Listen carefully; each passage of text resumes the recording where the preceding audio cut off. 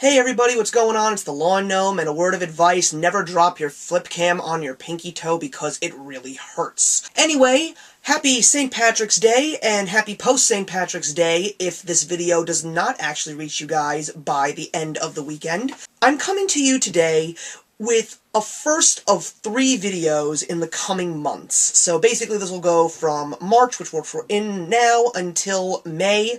There's a lot of you guys who I've become very close friends with in the YouTube Film Critics Society, as I like to put it.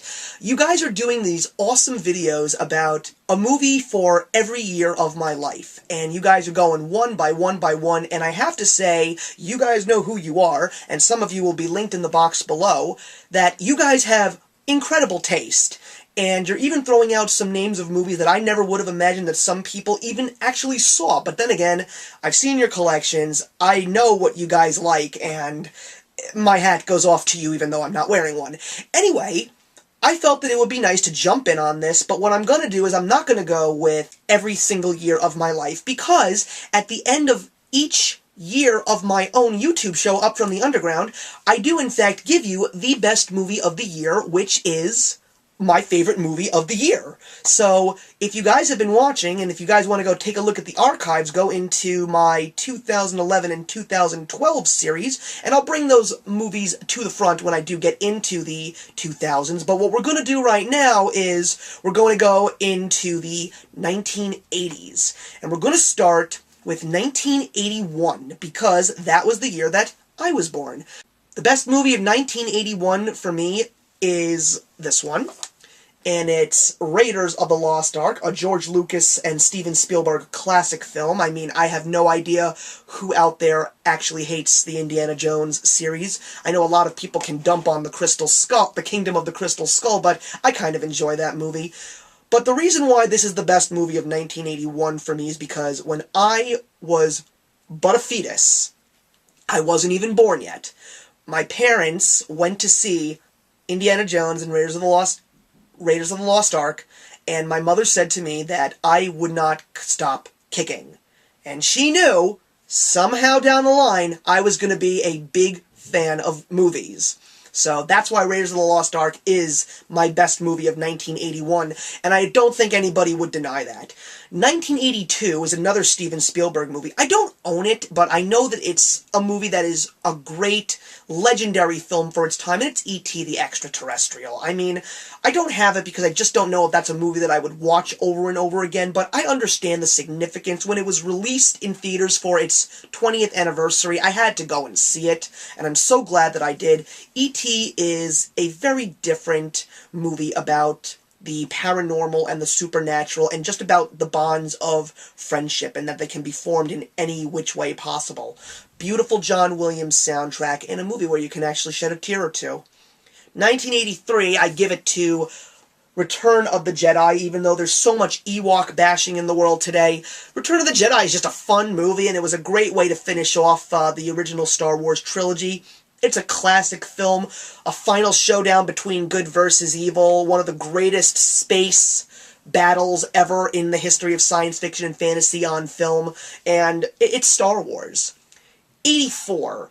Very big challenge for me, just because you had movies like Ghostbusters and Gremlins, and even the Oscar-worthy movies like Amadeus. Oh, it was so difficult, but I just said, what is the best movie in 1984? I'd love your comments if you disagree. Beverly Hills Cop is a classic. It is amazing. It is funny. It's Eddie Murphy at his best. And I can watch that movie any day, any time. I would probably, if I got up in the morning and saw that it was on television, I would probably miss work for about 3 hours, just because it would take me an extra hour just to get to work, but I would sit and watch that movie until it was done. Beverly Hills Cop is amazing. 1985.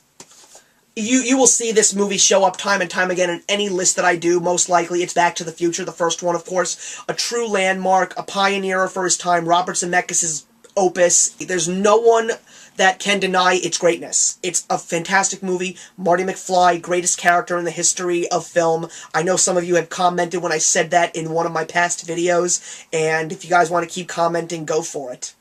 1986, I give it to Matthew Broderick and Ferris Bueller's Day Off, another movie that I've talked about many times. Another great movie, a classic, a great teen comedy. 1987, I give it to Wall Street. I'm not a big Oliver Stone fan. Platoon and Wall Street and JFK are probably his three greatest films, and he really hasn't done such greatness as he's done with those three specific films, but Wall Street is just a crazy good movie about the corruption of modern-day business. And it's also one of those movies that really captures the essence of New York City. Any movie that has my hometown in it, even though I don't actually live in the city itself, but I am a proud New Yorker because I'm relatively close, I just adore movies that really bring New York as one of the supporting cast members of a movie, and Wall Street does that. 1988, I give it to another Robert Zemeckis film, and please, Who Framed Roger Rabbit? How could you not like this movie? I actually do know some people that don't, but this is a true pioneer, ahead of its time, a beautiful collaboration of animation in the real world, and the thing that I love so much about this movie is it's not just a matter of having famous cartoon characters walking around in the real world. No, no, no. What makes this movie so great is that it shows you that these cartoon characters, while they may not have been celebrities just yet, some of them were, but most of them weren't, they were just average Joes going to work and living out their daily lives and just earning a paycheck.